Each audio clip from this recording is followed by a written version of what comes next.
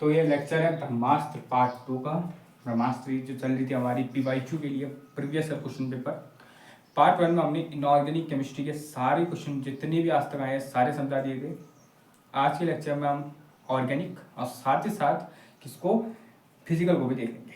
ठीक है, तो सबसे पहला क्वेश्चन जो मेरे को मिला है वो मिला है मेरे को ऑर्गेनिक से, mechanism of aldol and cross aldol condensation. तो मेरे को एल्डोल कंडेंसेशन क्या और क्रॉस एल्डोल कंडेंसेशन की मैकेनिज्म चाहिए। ठीक है, अब जनरली वैसे तो आपको पता होनी चाहिए जिसने पढ़ा, अगर नहीं पढ़ा तो मैकेनिज्म ना अगर आप एक दिन पहले पढ़ लें तो ये सारी चीज़ें जितनी दिमाग में रख सकते हो रख सकते हो। जिसको मतलब देख के चीज़ें याद हो जाती है, फोटोजेनिक मेमोरी है, तो वही चीज़ों को समझ आएगा। जिसको अगर नहीं आ रहा तो फिर बहुत मुश्किल हो सकती है। ठीक है, तो शुरू करते हैं एल्डोल से। एल्डोल में हम क्या करते हैं, हमारी जो मैकेनिज्म होती है, हम 2CH3 C double bond H, हम ऐसे हाइड्रोजन लेते हैं, इनके बाद अल्फा कार्बन होता है वो 2 लेते हैं। हमने एक बेस ले लिया, मान लो OH माइनस, और जैसे हम बेस लेते हैं तो यहाँ पे क्या बनता है वो मैं बाद में लिखूंगा, पहले मैकेनिज्म समझाता हूँ। ठीक है, मैकेनिज्म की तरफ आते हैं। देखो सबसे पहले आएगा CH3 C double bond H, ये आएगा OH माइनस जो कि वर्क करेगा एज ए बेस। अगर ये बेस वर्क कर रहा है तो यहाँ से H प्लस ले जाएगा तो हो जाएगा CH2 C double bond H, और CH2 में आएगा माइनस चार्ज। ये बन जाएगा वो हमारा न्यूक्लियोफाइल जो कि अटैक करेगा दूसरे ही मॉलिक्यूल। देखो तभी तो 2 लिए थे, पहला मॉलिक्यूल तो न्यूक्लियोफाइल बना, दूसरा मॉलिक्यूल पे जो ये अटैक करेगा CH3 C double bond H, इसके कार्बन सेंटर पर अटैक करेगा, इस तरीके से यहाँ जाएगा और एक कंपाउंड बनेगा। देखो क्या बनेगा, देखना CH3 C single bond O negative, एक H इधर से है और इससे जुड़ जाएगा ये CH2 single bond C double bond H। ठीक है, अगले स्टेप में इसको प्रोटॉन मिलेगा, O माइनस है, ये H प्लस आएगा और इसको प्रोटॉन मिलेगा। देखो OH माइनस ही है ना, तो ये H प्लस यहाँ से गया था वो वापस आएगा और यहाँ पे से प्रोटॉन देके जाएगा। तो CH3 COH और H इधर, और ये CH2 का मैं एक H इधर एक H ऊपर रखता हूँ और C डबल बॉन्ड H। अगले स्टेप में जैसे मैं हीट करूँगा यहाँ पे से H2O निकल जाएगा, माइनस H2O, और मुझे ये देके जाएगा CH3 CH double bond CH और C डबल बॉन्ड H। इसका नाम होता है alpha beta unsaturated carbonyl acid, sorry carbonyl compound, acid नहीं है, कंपाउंड है तो इसे, ये हमारा फाइनल प्रोडक्ट है। तो यहाँ डायरेक्ट अगर याद करना है तो कैसे करेंगे, CH3 C डबल बॉन्ड, देखो ऐसे करना आता है, CH3 CH डबल बॉन्ड छोड़ो, सबसे पहले क्या लेंगे CH3, फिर आएगा CH डबल बॉन्ड CH, फिर C डबल बॉन्ड H, ये बनता है। ठीक है, तो ये तो हो गई मैकेनिज्म किसकी, एल्डोल कंडेंसेशन की। क्रॉस एल्डोल कंडेंसेशन की बात करते हैं, ये तो एल्डोल की। क्रॉस एल्डोल में क्या होता है, सिंपल चीज, अब यहाँ पे सिंगल भी लेते हैं हम, 2 लेते हैं, 2 कैसे लेंगे, एक लेंगे, हमने ले लिया, मान लेते हैं फिनोल, या मान छोड़ो फिनोल क्या लेंगे, एक हमने ले लिया, ये मैं डायरेक्ट मैकेनिज्म लिख रहा हूँ, जनरल रिएक्शन मैकेनिज्म पूछा है, जनरल रिएक्शन तो लिख ही नहीं है। देखो मैंने ले लिया एक ये CH3 C double bond H, यहाँ पे बेस ऑक्सी बेस ना लेते हैं, मैं हाइड्राइड बेस लूंगा, लिथियम LiH। अब इससे होता क्या है ना, ये यहाँ पे ना पार्शियल यूनिट बनता है। देखो ये मैंने कंपाउंड मान लो 100% लिया था, तो इसका 50% ये बनेगा, बाकी का 50% ये रहेगा। जो बाकी का 50% है और ये 50% ये अटैक करेगा इस तरीके से, तब जाके रिएक्शन आगे बढ़ेगी। पर यहाँ क्या होगा, यही कंपाउंड मैंने सेम लिया बट मैंने इस बार बेस बदल दिया, तो ये 100% बदल जाएगा। जो यहाँ ये बेस ले जाएगा ना, जैसे यहाँ से H प्लस ले जाएगा, प्रोटॉन ले जाएगा, तो ये इस तरीके से बनेगा, और ये जो बना होगा ना इनोलेट कहते हैं, ये 100% बन जाएगा। जितने लिए सारे के सारे बचेगा, मतलब इसका ये बचेंगे नहीं, तो ये इस तरीके से अटैक कर नहीं पाएगा, जो अपने दूसरे वाले में अटैक नहीं कर पाएगा। अब जब अटैक नहीं करेगा तो इसके लिए हमें तीसरा ही एक चीज चाहिए होती है, जो कि मान ली मैंने ये ले लिया H C double bond H। ये लिथियम ने इसमें अटैक क्यों नहीं किया, क्योंकि इसके बाद अल्फा कार्बन था ही नहीं, C डबल बॉन्ड के बगल वाला कार्बन था ही नहीं जिससे H ले जाए, तो यहाँ अटैक नहीं कर पाया। अब ये वाला माइनस चार्ज इधर अटैक है, इसलिए क्रॉस कहते हैं। ये एल्डोल है, सेल्फ कंडेंसेशन, सेल्फ नहीं हुई, खुद से कंडेंसेशन हो रही है, यहाँ क्रॉस हो जाए तो 2 अलग अलग प्रजाति वाले के साथ क्रॉस करें तो यहाँ से इधर अटैक होगा, तो क्या हो जाएगा देखना, यस H C, ये बॉन्ड देखो टूटेगा, तो सिंगल बॉन्ड O माइनस, एक नीचे H, इससे बॉन्ड जुड़ जाएगा यहाँ का CH2 C double bond H। फिर सेम रिएक्शन जो यहाँ से आगे बढ़ी सेम रहेगी। अगले स्टेप में इसको प्रोटॉन मिल जाएगा H प्लस, जैसे इसे एस प्लस मिलेगा तो ये बन जाएगा देखो CH2, यहाँ इससे जुड़ा है OH और CH एक H ऊपर दिखा दिया और C डबल बॉन्ड OH, और जैसे ही मैं इसको हीट करूँगा ये मेरे को दिक्कत ये देगा CH2 double bond CH single bond C double bond OH, alpha beta unsaturated carbonyl compound. Same ही प्रोडक्ट बनता है बट यहाँ होता है क्रॉस, वहाँ होता है सेल्फ। तो याद है यहाँ पे क्या लिखोगे, उसकी जनरल रिएक्शन ये प्लस ये in the presence of this form of this. तो ये तो हो गया मैकेनिज्म किसकी, एल्डोल की और क्रॉस एल्डोल की। बहुत बार आई है ये मैकेनिज्म, तो ये मैकेनिज्म याद होनी चाहिए, इतनी बार इसकी रिएक्शन दिख रही है देखो। तो अब इसके बाद भी सेम टाइप की रिएक्शन है पर्किंस और नो एंगल, वो भी आ रखी है तो वो भी मैं करा देता हूँ, ठीक है। 4 रिएक्शन हर बार आई है, कौन कौन सी हो गई, aldol, cross aldol, Perkins, Knoevenagel. तो आप पर्किंस और नो एंगल को भी समझते हैं, ठीक है, ओके। सेम रिएक्शन देखो, दोनों पर्किंस की बात करें या नो एंगल की बात करें, हमें मिलता है alpha beta unsaturated carbon carboxylic acid, या जैसे नॉर्मल भाषा में तो सिनेमिक एसिड मिलता है। अब वो सिनेमिक एसिड होता है क्या, इसको समझते हैं। सबसे पहले करते हैं पर्किंस, बहुत बार है जितनी भी। अब ऑर्गेनिक चल रहा है तो मैं डायरेक्टली क्वेश्चन नहीं लिखा रहा हूँ, मैं डायरेक्टली जितनी टाइप के क्वेश्चन आ रहे हैं सारे टाइप के क्वेश्चन समझाते रहेगा। पर्किंस में क्या होता है, हम लेते हैं बेंजल्डिहाइड, बेंजल्डिहाइड में डायरेक्ट ऐसे लिखता है, इतना देर को नहीं लिखता, तो PH C double bond OH, ये PS क्या है, फिनाइल है, ठीक है। ये लेंगे आप एल्डिहाइड, सॉरी बेंजल्डिहाइड, इसके साथ हम लेते हैं एसिडिक एस्टर, क्या लेते हैं, एसिडिक एस्टर लेते हैं। ऐसी एस्टर क्या होता है समझना, एसिडिक एस्टर ये होता है C double bond O C double bond, sorry acid anhydride, ester तो मान लेते हैं OCH3 और CS, यहाँ एनहाइड्राइड लेते हैं, एसिड एनहाइड्राइड लेते हैं। पर्किंस को क्या लेते हैं, बेंजल्डिहाइड विद एसिड एनहाइड्राइड, ये मेरे को देता है सिनेमिक एसिड, जो कि ये होता है EH CH double bond CH C double bond OH, इसे कहते हैं सिनेमिक एसिड, जो कि ये बनाते हैं, ठीक है। मैकेनिज्म भी इंपॉर्टेंट है, क्योंकि आता नॉर्मल जनरल रिएक्शन थोड़ी पूछता है, मैकेनिज्म पूछता है। या तो ये पूछ सकता है कि भाई सिनेमिक एसिड किस रिएक्शन से बनता है, तो जवाब है पर्किंस। नो एंगल से भी सेम ही बनता है, पर पर्किंस से ज़्यादा इंपॉर्टेंट। देखो दोनों से बना रहे तो कोई दिक्कत नहीं। देखो क्या होगा, सिंपल चीज़, जो हमने सबसे पहले ये ले रखा है, सबसे पहले हम इनोलेट बनाएंगे ना, नेगेटिव चार्ज वाला, फिर तो जाके बेंजल्डिहाइड में अटैक करेगा। सबसे पहले इधर आते हैं, CH3 C double bond O C double bond O CH3, इसके साथ हमने बेस डाला, यहाँ बेस की वैलेंस होती है H माइनस, बेस डाला, बेस क्या करेगा, यहाँ से अटैक करेगा और एक हाइड्रोजन ले जाएगा, तो मेरे को देगा CH3 C double bond O C double bond O CH2 minus, दे दिया इसने। अब ये जो CH2 माइनस वाला स्पीसीज है, ये अटैक करेगा बेंजल्डिहाइड में इस तरीके से, ठीक है, ये अटैक करेगा बेंजल्डिहाइड में, अटैक करेगा तो क्या बनेगा PH, यहाँ बॉन्ड आएगा इधर को CO माइनस। मैक्सिमम टाइम में एक ही टाइप की चीज होती है, पर जोड़ना है सेम ही तो है। देखो एल्डोल में सेम ही चीज हो रही थी, क्रॉस एल्डोल में सेम ही चीज हुई, पर्किंस में भी सेम ही चीज हुई, नो एंगल पढ़ोगे सेम ही चीज होगी, कोई दिक्कत नहीं है, सेम टाइप रिएक्शन है। एक बार तुम प्रैक्टिस करते हो सब देखिए। देखो यहाँ से जोड़ दो बस इसको, क्या है CH2 C double bond O C double bond O CH, ठीक है। अगला स्टेप खुद पता है, O माइनस है, यहाँ से प्रोटॉन निकला, ये प्रोटॉन वापस आएगा H प्लस और इसको बना देगा अल्कोहल, PH CH और यहाँ OH सिंगल बॉन्ड, यहाँ भी CH और ऊपर H। क्योंकि अब ऐसे क्यों लिखा है ये भी तुम्हें पता है, क्योंकि H2 निकलने वाला है। जैसे ही मैं इसको हीट करूँगा माइनस H2 निकल जाएगा, कहाँ से निकलेगा, ये रहा H2 निकल जाएगा। H2 निकलेगा तो मुझे क्या मिलेगा, PH CH double bond CH C double bond O C double bond O CH। अगले स्टेप में जो ये H2 निकला था ये वापस आएगा, किस तरीके से, यहाँ पे एक साइड OH और एक साइड H, ये तो CH3 C double bond OH निकल जाएगा, CH3 COH निकल जाएगा और मुझे मिलेगा ये, क्या मिलेगा, PH CH double bond CH C double bond OH। This is what, cinnamic acid, जो मेरे को बनाना था ये बन गया। तो ये होती है मैकेनिज्म किसकी, पर्किंस की। इसकी सेम टाइप की मैकेनिज्म अभी दिखाऊंगा, नो एंगल की सेम प्रोडक्ट बनता है एक टाइप। तो वो 4 रिएक्शन आती है, aldol, cross aldol, Perkins, Knoevenagel, same type reaction हमेशा से, ठीक है।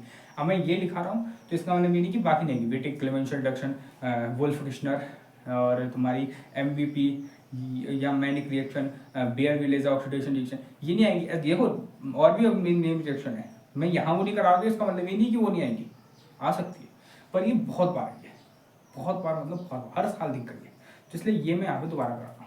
तो आपको लेकिन पढ़ना वो भी है, तो उधर भी देख लेना, मैं इंपोर्टेंट हिस्ट्री में सारी रिएक्शन डाल लिखी है, तो उनको भी देखते रहना। ओके ओके, दूसरे आते हैं नोवेंगल।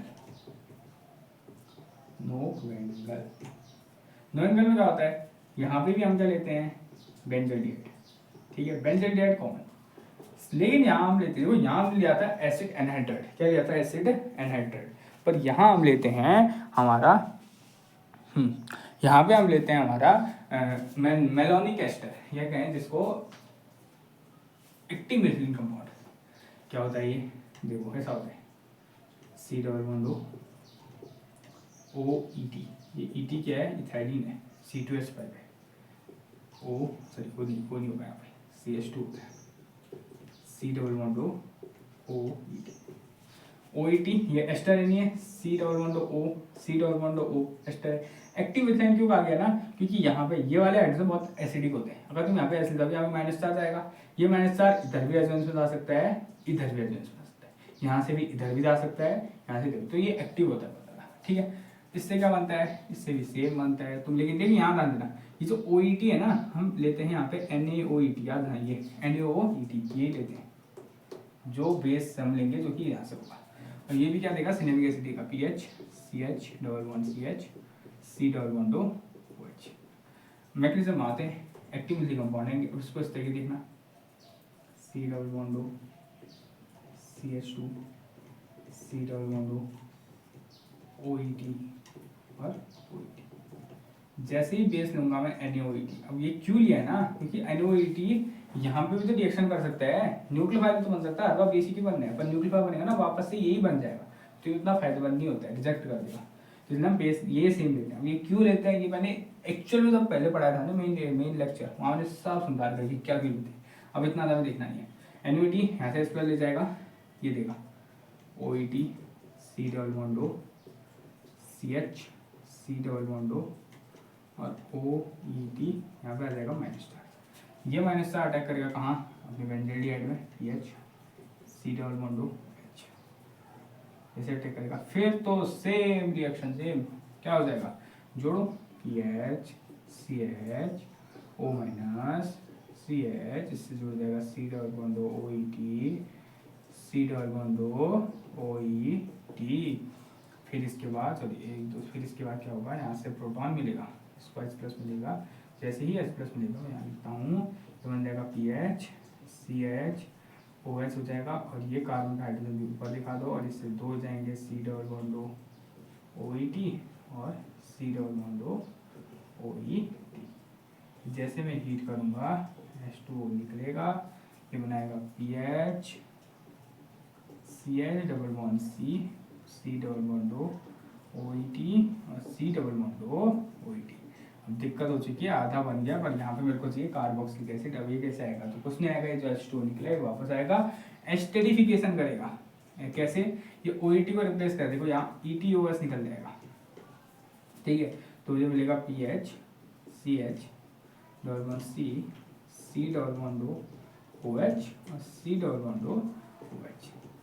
फिर जैसे मैं इसको हीट करूंगा, याद रखना डी कार्बोक्सिलेशन होगा, CO2 गैस निकलेगी, ये CO2 निकल के H यहाँ जुड़ जाएगा, और जो मिलेगा PH CH double bond CH C_OH, जो कि है सिनेमिक एसिड। सेम प्रोडक्ट बनते हैं अलग अलग मैकेनिज्म से, याद रखिए दोनों मैकेनिज्म, देखो चारों डिप्टो सेम है और एक ही टाइप रिएक्शन है, पर चारों में से कोई ना कोई एक तो गारंटी आ रही है, एक गारंटी आती है, तो ये चीज़ ध्यान देना। तो ये हो गई क्या, पर्किंस भी और नोवेंगल भी। ओके, अब अगले क्वेश्चन की तरफ बढ़ते हैं। ऑर्गेनिक से जिस टाइप के क्वेश्चन आ रहे हैं उनको समझते हैं। देखो ऑर्गेनिक से ना एक क्वेश्चन बहुत बार है, जो कि है HBZ रिएक्शन, ठीक है, उससे पहले हम अभी HBZ कार्बोक्सिलिक एसिड में आंसर मिले, थोड़ा इन्हीं के क्वेश्चन को देख लेते हैं, और जो क्वेश्चन आ रही है। देखो एक क्वेश्चन जो मेरे को दिख रहा है वो ये आ रखा है कि एलिफेटिक और एरोमेटिक एल्डिहाइड कीटोन की केमिकल प्रॉपर्टी में कंपैरिजन दिखाओ। देखो ये बड़ा आसान है, और एक बहुत बार है, न्यूक्लियोफिलिक एडिशन में कंपैरिजन दिखाना है तुम्हें एलिफेटिक और एरोमेटिक का, वो बड़ा बुरा लगता है जब भी मैं इस तरीके से मिटाता हूँ, बड़ा बुरा लगता है, पूरा बोर्ड भरा होता है। अच्छा देखो एक तो इतना मेहनत करके इतना लिखो, फिर जब मिटाना पड़ता है बड़ा बुरा लगता है। ओके ऑप्शन हाँ देखो, एलिफेटिक की और एरोमेटिक की तो बात करते हैं। सबसे पहले एल्डिहाइड और कीटोन की बात करते हैं। एक साइड लेता हूँ एल्डिहाइड, एक साइड लेता हूँ कीटोन, आराम से बड़ी अच्छी से समझना। सबसे पहला फैक्टर मैं लगाता हूँ इंडक्टिव फैक्टर। अब ये हो क्या रहा है ना, कहाँ लगा रहा है मैं इसको समझते हैं, फिर यहाँ समझते हैं कि वो क्या है। ये यहाँ मैं छोड़ देता हूँ, यहाँ अगर R होगा तो एल्डिहाइड सॉरी कीटोन और H होगा तो एल्डिहाइड आएगा। ठीक है, हम न्यूक्लियोफिलिक एडिशन रिएक्शन कर रहे हैं। न्यूक्लियोफाइल आएगा अटैक करके इधर इस तरीके से, CH3 CO नेगेटिव इधर खोल दो, इधर न्यूक्लियोफाइल इससे। फिर अगले स्टेप में जब इलेक्ट्रोफाइल आएगा जो कि मतलब न्यूक्लियोफाइल का आधा पार्ट होगा, और CH3 CO इलेक्ट्रोफाइल, ये है नॉट टी इलेक्ट्रोफाइल न्यूक्लियोफाइल और इस तरीके से जुड़ जाएगा। ठीक है, ये रिएक्शन में हमें कंपैरिजन करना है कि ये अगर एल्डिहाइड दे और कीटोन दे कौन अच्छा देगा, क्या देगा। दो ही फैक्टर में लगाऊंगा। देखो न्यूक्लियोफाइल अटैक कर रहा है कार्बन साइड पे, क्यों अटैक कर रहे हैं, इलेक्ट्रॉन डेफिशिएंसी मतलब इलेक्ट्रॉन की कमी, पॉइंट नंबर। ठीक है, तो ये आता है इंडक्टिविटी। इंडक्टिव फैक्टर देखना, हमें पता है आर, जे आर है एल्काइल चेन है, ये दिखाती है प्लस आई इफेक्टिव ग्रुप। अब सवाल होता है प्लस आई का, प्लस आई होता है इलेक्ट्रॉन डोनेटिंग ग्रुप, इलेक्ट्रॉन को डोनेट करना। कार्बन सेंटर पे न्यूक्लियोफाइल क्यों अटैक कर रहे हैं, वो इसलिए अटैक कर रहे हैं क्योंकि इलेक्ट्रॉन डेफिशिएंट है। बट अगर यहाँ पे कार्बन जो CH3 इलेक्ट्रॉन दे देगा तो इलेक्ट्रॉन डेफिशिएंसी कम नहीं करेगा, करेगा ना। तो जितने ज्यादा R ग्रुप होंगे उतना ज्यादा इलेक्ट्रॉन डेफिशिएंट कम हो जाएगा, जितना ज्यादा कम होगा उतना न्यूक्लियोफाइल कम अटैक करने आएगा। तो इसी को समझो ऐसे कि एल्डिहाइड में नंबर ऑफ R ग्रुप या तो होते हैं एक, या तो होते हैं 0, या होते हैं उससे ज्यादा, या तो दोनों साइड होंगे फॉरवर्ड एड, दोनों साइड हाइड्रोजन हो जाएंगे क्योंकि हाइड्रोजन प्लस आई माइनस आई कुछ नहीं दिखाता, या तो एक होगा या तो 2 या 3, मतलब एक ही साइड रहेगा।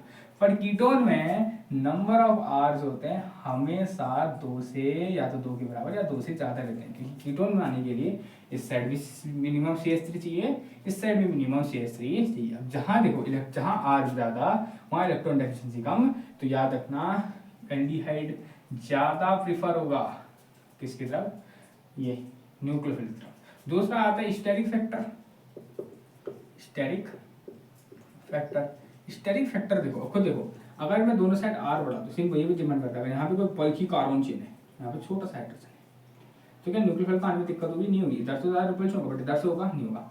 बट इधर भी अगर बल्कि कार्बन चेन आ जाए तो रिपल्शन बढ़ जाएगा, रिपल्शन बढ़ेगा तो आना चाहेगा, नहीं आना चाहेगा। तो वही सिंपल चीज है, यहाँ रिपल्शन ज्यादा, यहाँ रिपल्शन कम, जिसकी वजह से ये होता है।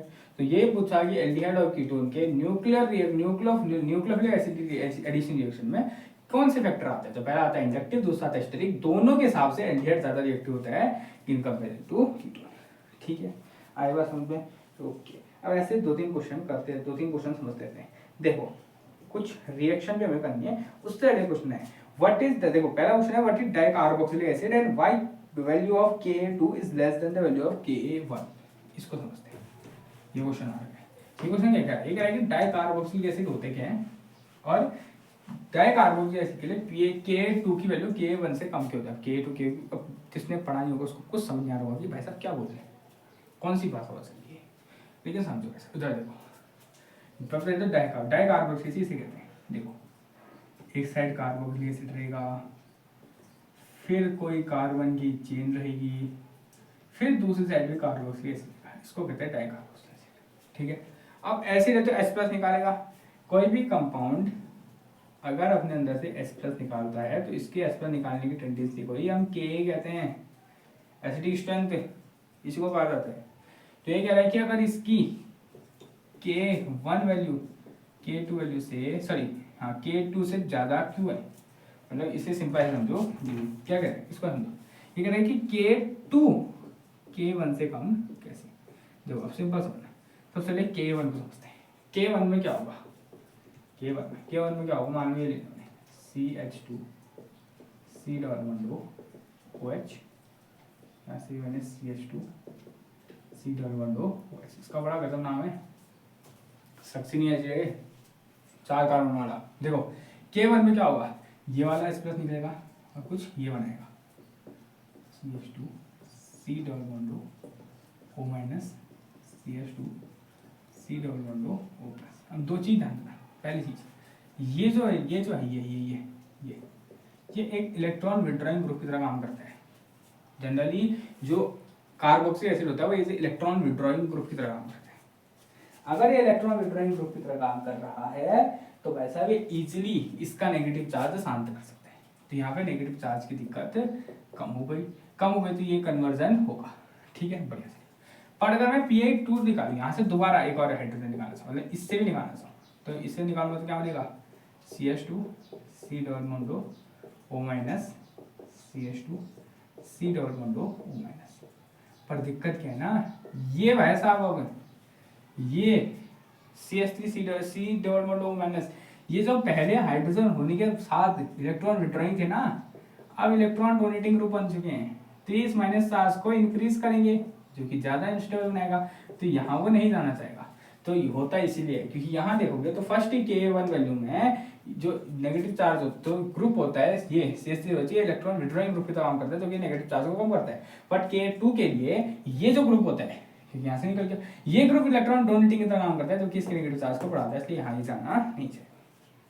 ठीक है, अगले क्वेश्चन की तरफ बढ़ते हैं। अगला क्वेश्चन एक ये आया है कि ट्राइफ्लोरोसेट्रिक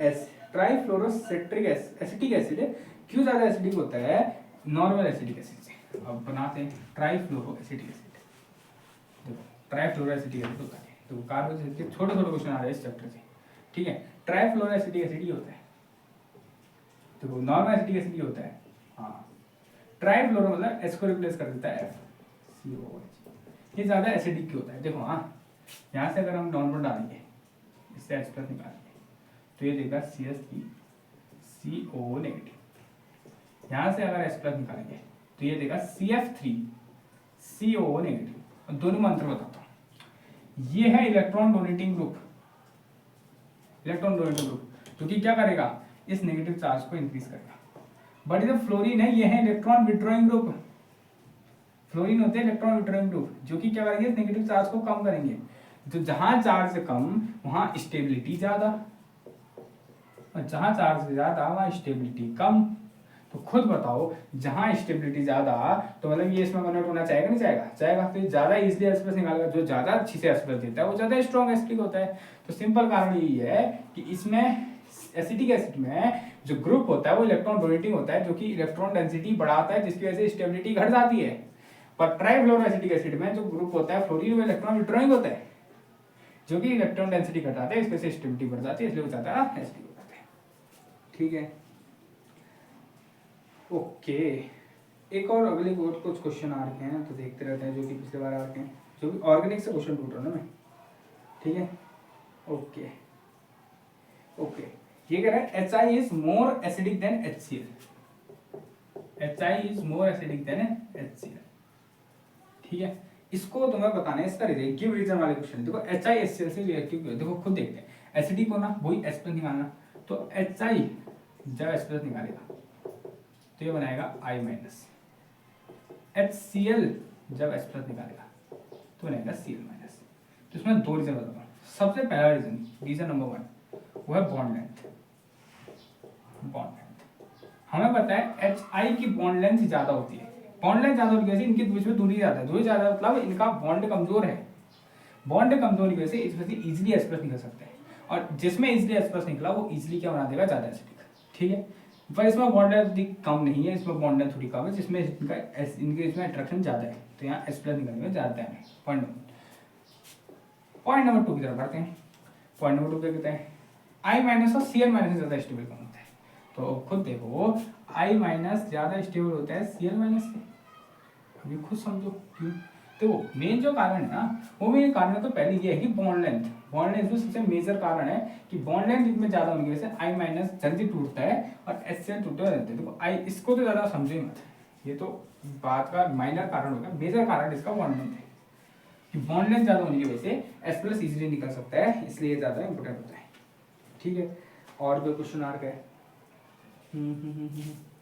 हाँ, मैलिक एसिड से क्वेश्चन आ रहा है। एक क्वेश्चन सीधा आ रहा है मैलिक एसिड से। मैलिक एसिड मैं इसलिए कर रहा हूँ, मैं यहाँ नहीं कर रहा हूँ, सीधा बोल रहा हूँ, सीधा सेंटर में जाओ। एक चैप्टर, एक लेक्चर है हाइड्रोक्सी एसिड नाम से, देख लो बेटा, बहुत इंपॉर्टेंट है।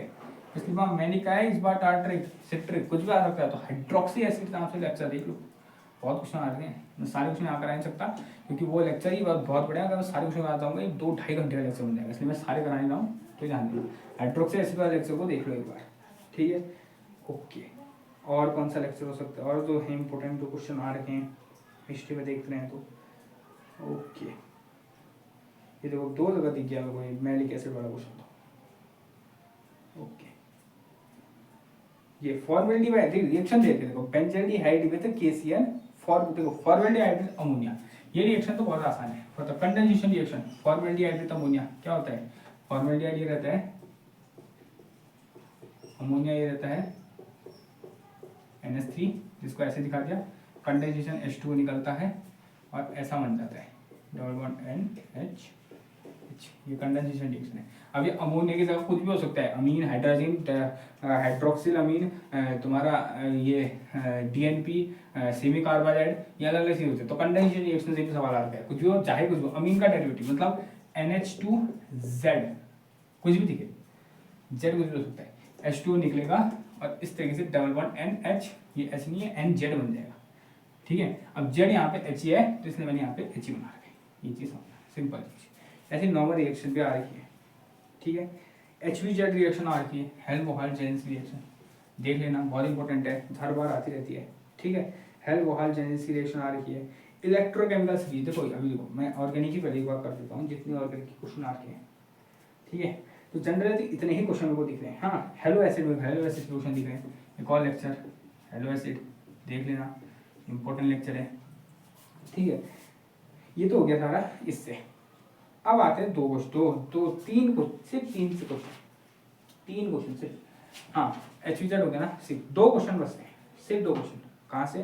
तो अब फिजिकली तब आते हैं, फिजिकल में इलेक्ट्रोकेमिस्ट्री मैं यहाँ पे कराना हूँ, सिंपल तुम्हें लेक्चर बताता हूँ क्या क्या देखने, 2 लेक्चर देखने हैं, सिर्फ 2।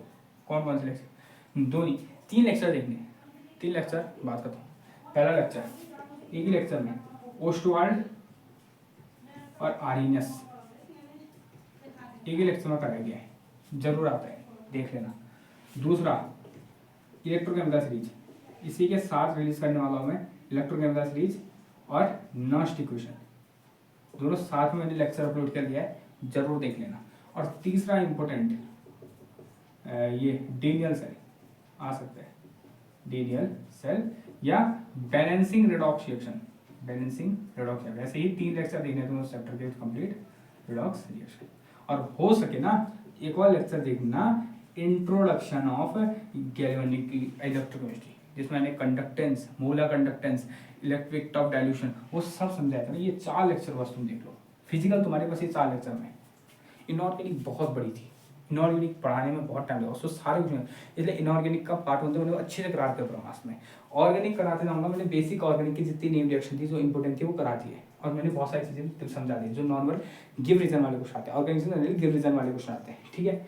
फिजिकल का होगा ना, सिर्फ ये 4 लेक्चर तुम्हें चेक करने, ओस्टवाल्ड रिएक्शन, आर्नियस वाला, इलेक्ट्रोकेमिकल सीरीज, नॉस्ट इक्वेशन वाला, Daniel reaction, balance redox reaction और इंट्रोडक्शन, ये 4 रिएक्शन अगर तुमने देख लिया, फिजिकल डन। इसमें से गारंटी कर रहा हूँ कितने मार्क्स का आ सकते हैं, देखो 15, 6 दूनी 12 और 2 दूनी 30, 2 28, 27 मार्क्स सिर्फ इससे। मैं कहता हूँ 27 मार्क्स का इससे, 27 मार्क्स का, 75 का चैप्टर आता है, 75 का क्वेश्चन पेपर बनता है, 27 के यहाँ से आने वाले, मैं कहता हूँ 27 मार्क्स का यहीं से आने वाले, इन्हीं सबसे, तो इनमें से अच्छी देख लेना। 27 का आ गया, ठीक है? अब देखते हैं ऑर्गेनिक से भी आने वाला, ऑर्गेनिक से छोटे छोटे पार्ट्स में क्वेश्चन बनते हैं, give reason, this why this acidic, इस टाइप क्वेश्चन।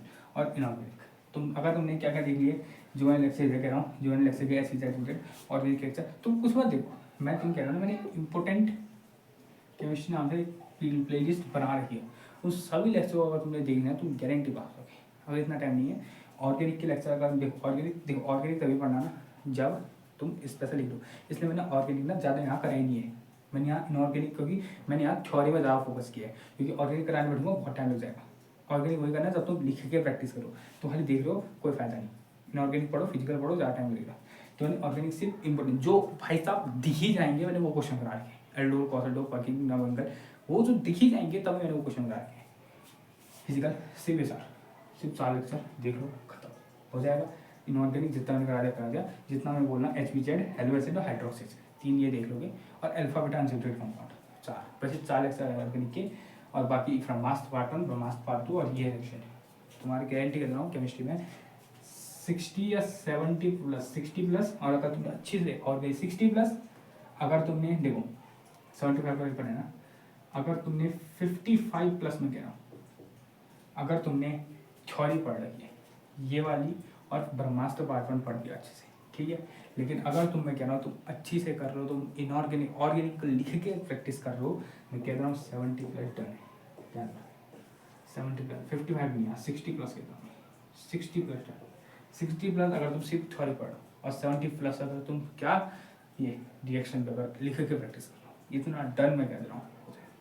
तो सारे लेक्चर मैंने करा दिए, पूरा मैंने थ्रू आउट सारा सिलेबस करा दिया, मैंने हर चीज़ तुम्हें पढ़ा रखी है, सारा कर दिया। तो आप अच्छी से पेपर देना, कोई दिक्कत नहीं है, आराम से कंफर्म होकर अच्छे पेपर देना, सारी चीज़ें हो जाएगी, सारी एक्शन देख लेना, और डन है, वादा है या अगर अच्छा पेपर जाएगा कहता हूँ कमेंट माना, इसी लेक्चर के कमेंट माना, मैं रिप्लाई करूँगा कि गया नहीं गया, कैसा पेपर गया तुम्हें बताना है, ठीक है।